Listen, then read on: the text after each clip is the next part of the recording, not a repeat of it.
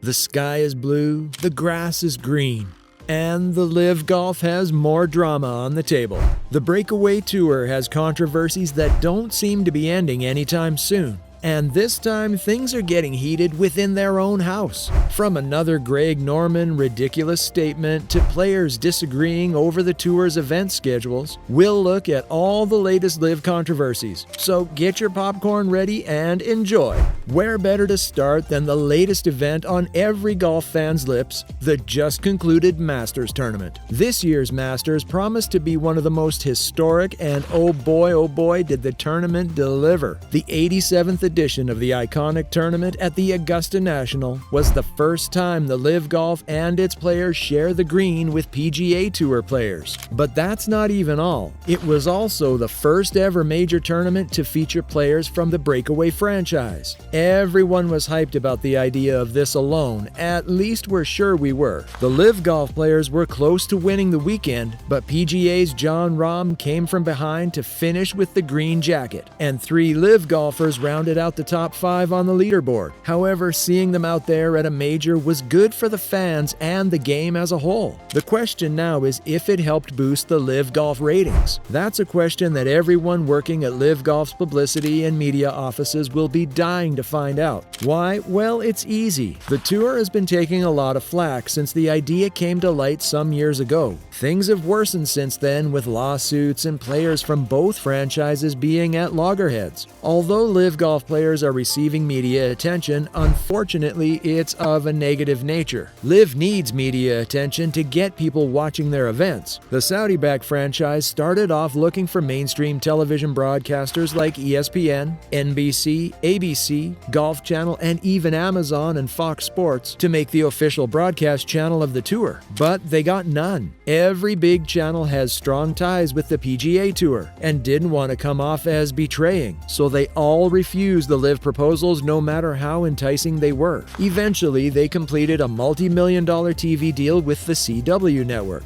Yep, the same CW that makes all those TV series. That was what the LIV Golf had to settle for. But even since then, they're still struggling to have people watch their games. With ratings so low, LIV Golf is hoping for a boost in their TV ratings after the Masters.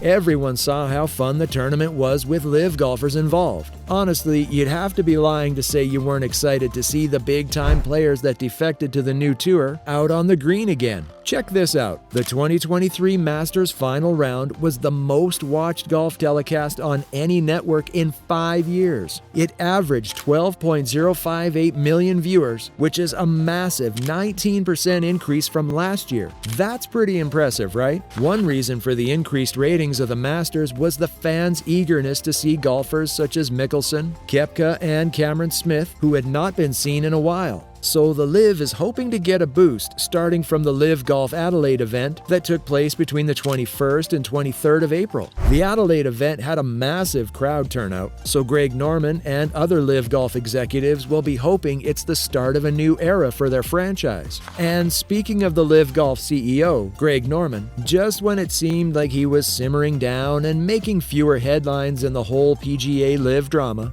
Norman struck again. This time he's not demanding extreme retribution, but instead requesting some empathy for the suffering members of LIV Golf. That doesn't sound quite right in anybody's ears, not when LIV gives a payout of about $132,000 for a 41st place finish. However, following the success of the Masters, Norman decided to use the high media tide LIV golfers had from being at Augusta to pitch the LIV Golf to us all over again, saying, "LIV is the source of good." But before that, he told interviewers on April 20th that, "I do hope that there's a resolution to this, because the game of golf does not need to suffer, and these guys do not need to suffer." Now, that's just him being a bit overdramatic, right? From the start, LIV Golf has been promoting the idea of providing more pay for less time playing. which is not a policy that would cause players to endure hardship. Making a statement like Norman did was considered ridiculous by most fans. It's important to highlight that Norman's remarks were related to the ongoing legal disputes involving LIV Golf players. First, there's the issue of them not getting credited points for their performance on the Breakaway Tour on the official World Golf Rankings. This has players who compete on the tour dropping lower and lower on the rankings, which results in them being ineligible for the major tournaments. The PGA Tour announced in February that the big names from LIV Golf would be allowed to participate in the majors. That was a massive win for LIV Golf, but its younger and less profound golfers like Matt Wolff and David Puig are still ineligible, and nothing they achieve at LIV events can change that.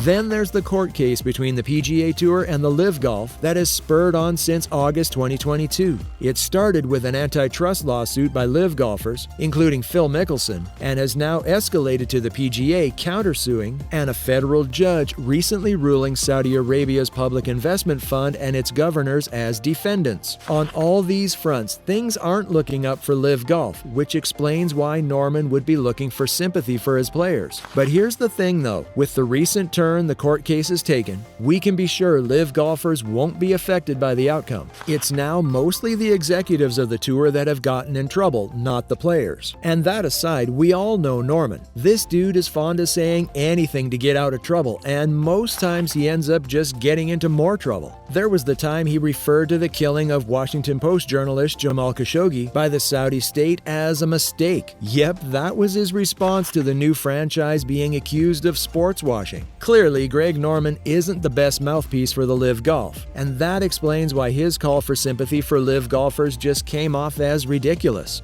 But there's more new LIV controversy. This time it has got to do directly with the players. Greg Norman isn't the only one that has had to address the sports washing question. More recently, before the Adelaide event, 2020 US Open champion Bryson DeChambeau had to address the topic too. In all fairness, his response makes him a better spokesman for the breakaway circuit. He defended his tour by saying, "Well, we discussed it last year and we kinda kicked it to the curb. It's something I honestly feel is entirely false." DeChambeau also added, "Everyone has an opinion and a point of view, but that's not the case with us. We're here to play golf." Well, at least he didn't call them suffering. As much as DeChambeau tried to defend the LIV as a whole, it doesn't change the fact that things have recently gotten heated within the tour. You heard that right. This time, two of the more prominent players on LIV, both former world number ones, Dustin Johnson and Brooks Koepka, fired back at another member of their tour, Jed Morgan, for his comments regarding the new schedule. Well, what new schedule, you might be wondering? Well, for the maiden season, the LIV Golf hosted just 8 events, which is very far off the PGA's numerous tournaments every season. In response to that, the LIV recently updated their schedule to now include 14 tournaments for their second season. The 14 tournaments will run from February to October, and the LIV Adelaide was one of the newly introduced events. But here's the thing.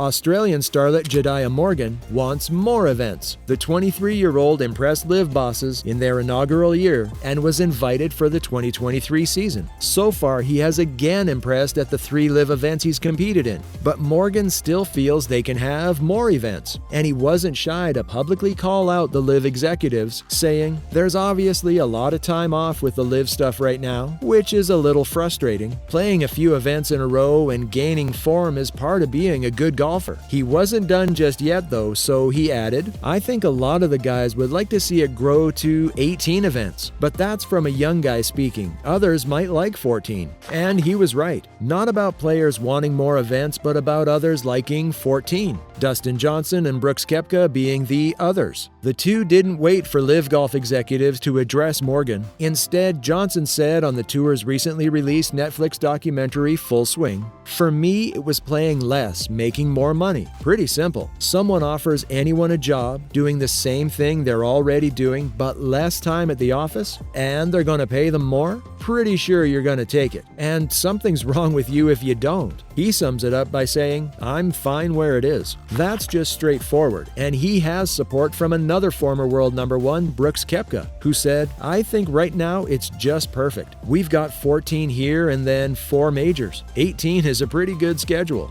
These two are all about LIV Golf's selling point: play less, earn more. And one can't blame them really. Maybe next time Morgan has an idea, he should check it with the other young golfers before saying it publicly. One thing is for sure though, this won't be the last of the controversies we'll see from the LIV. And when new drama arises, you know just the channel to find it.